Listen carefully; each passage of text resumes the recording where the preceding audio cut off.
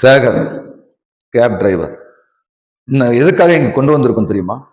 நீ சொல்ல போற கதையை வச்சுதான் நீ ஜெயிலுக்கு போறியா, வீட்டுக்கு போறியா, இல்ல வேற எங்கேயாச்சும் போறியாங்கிறத நான் தான் முடிவு பண்ணணும்.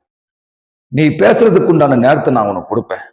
அது வரைக்கும் நான் சொல்றத கவனமா கேட்கணும். என்ன புரிஞ்சுதா? மொத்தம் அந்த வீட்டுல 4 பேர் செத்து போயிருக்காங்க. அதுல 3 பேர் சொசைட்டில ரொம்ப முக்கியமானவங்க. நீ ஹாஸ்பிட்டல்ல இருந்த அந்த 6 நாள்ல யார் யாருக்கு என்ன கனெக்ஷன், யார் வந்தா போனா, ஒருத்தரை எப்படி கொண்டுகிட்டீங்க என்ற முழு விவரத்தையும் எங்க டீம் இன்வெஸ்டிகேஷன் பண்ண ஃபைல் இந்த டேபிள்ல இருக்கு. நீ இந்த சம்பவத்துக்கு அப்புறம் நீ மட்டும்தான் உயிரோடு இருக்க. ஸோ கடைசியா ஒரு வாட்டி ஆரம்பத்துல இருந்து எண்டு வரைக்கும் ஒண்ணு விடாம நீ சொல்லும் போது முன்ன பின்ன மாத்தியோ இல்ல மறைச்சோ சொன்னேன்னு டவுட் வந்துச்சுன்னா மொத்த மர்டரையும் நீ தான் பண்ணணும்.